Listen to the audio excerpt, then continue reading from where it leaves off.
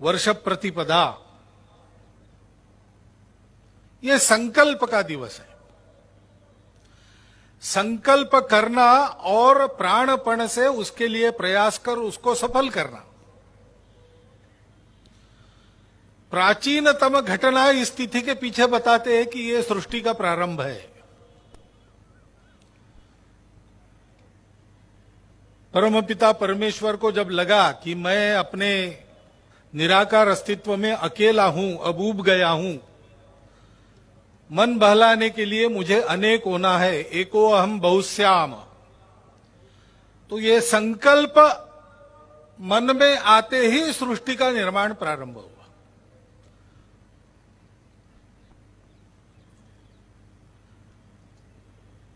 ईश्वरीय गुणों की पराकाष्ठा जिसमें है वो स्वयं ईश्वर ही है,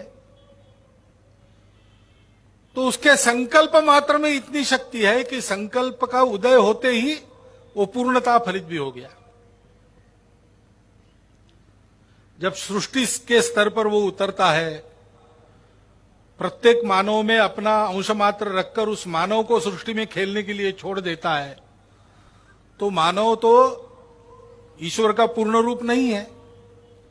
ईश्वर की अभिव्यक्ति कम अधिक होती है प्रत्येक मानव में से। उसकी अपनी शक्ति के अनुसार उसके संकल्प का फल उसको तुरंत या बाद में मिलता है।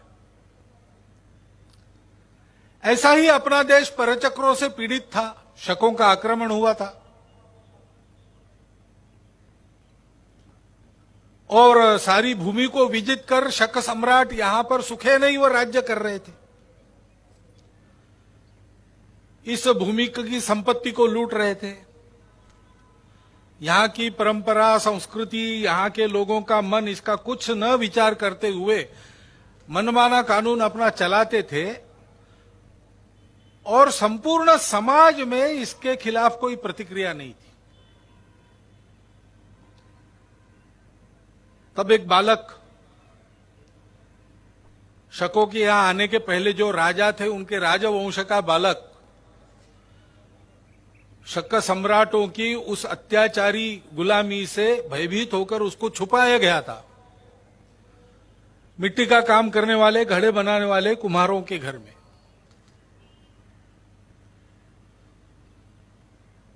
तो कथा रूपक में ऐसी बताई जाती है कि उसने मिट्टी के सैनिक तैयार किए, मिट्टी के घोड़े, मिट्टी की तोपें तैयार की और अपने सामर्थ्य से उनमें प्राण फूंका और उस सेना के आधार पर शकों का निर्दालन करते हुए देश को स्वतंत्र किया। उस शालिवाहन सम्राट के विजय के शक का प्रारंभ वर्ष प्रतिपदा है।